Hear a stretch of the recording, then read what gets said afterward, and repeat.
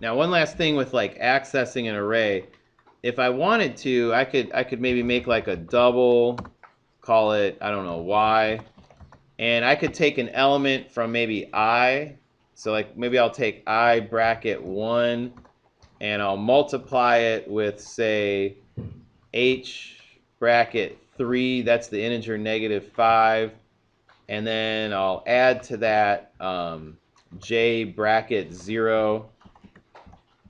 And this is fine. So when you pull values out of an array, like this is a double, this is an int, this one right here is also an int, and you can do math with those. If we had a Boolean array, we could put its value into like an if statement or whatever we wanted, and that's fine. So if you displayed y here, it would do the math. It would print whatever, I don't exactly know, 3.12 times -5 plus 100. It would do the math and then figure it out. So let's just see.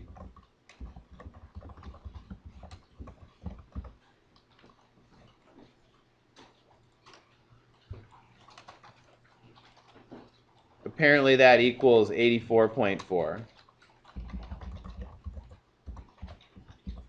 Okay? All right, now we can also work with arrays and do things like we've done with strings before and other things.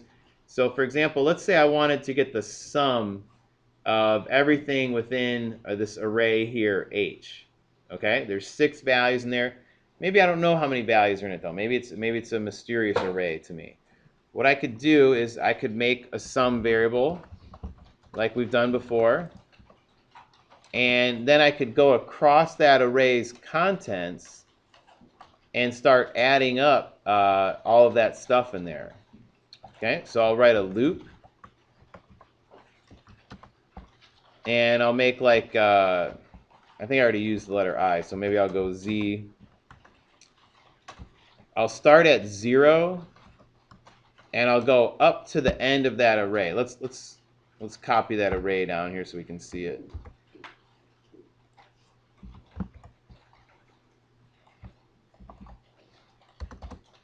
Okay, now I could put here Z is less than 6. I could put less than or equal to 5 because that's the last index. Or what we would typically do is we would write like h.length like we saw earlier. And then I'll say Z++. And then in the body of the array or the loop, I'll just say sum equals sum plus h bracket z. Now what that's going to do, think about like what z is going to do here. Z is going to take values starting at 0 and then 1 and then 2 and then work its way up until it reaches h.length -1. Which, that's perfect because remember that the length of this array is 6, even though the last index is 5. 6 minus 1 is 5. That's the last index. This should prevent us from going out of bounds. Now, at the end of this little code segment, we should have the sum of every value inside that array. We're going to see stuff like this in JavaBat and other places. We're going to have to write good loops to access the contents of an array. We're going to learn another way too when we get into chapter 19. But right here I get 26. So 3, 4, and 2 makes 9. Minus 5 is 4. Plus 10 is 14. Plus 12 is 26. That's perfect, okay? That correctly added the value of every integer in that array. Well, let's say I mess up. Let's say I mess up and put less than or equal to there. That's not going to cause a compile error. It's perfectly okay to compile, but we're going to see this a lot. We're going to get that runtime error. And so that runtime error right there shows up because I went out of bounds. When I said Z could go all the way up to the length of the array, I was allowing it to reach 6, and there is no index 6.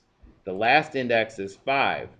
When I tried to access index 6, that's when I got my out of bounds exception. So anytime we write a loop with an array, we have to make sure that we're not going out of bounds, just like we saw with strings.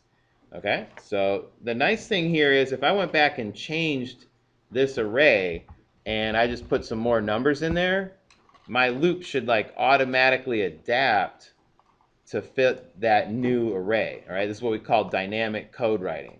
Okay, it's got the ability to change itself and work. Now it added that 1, 2, 3, and 4. So now the sum was 36 because I put 4 more numbers in there and they added up to 10. Okay, so anyway, that's the basics here of an array. All right, so I think at this point you guys can try the book's questions.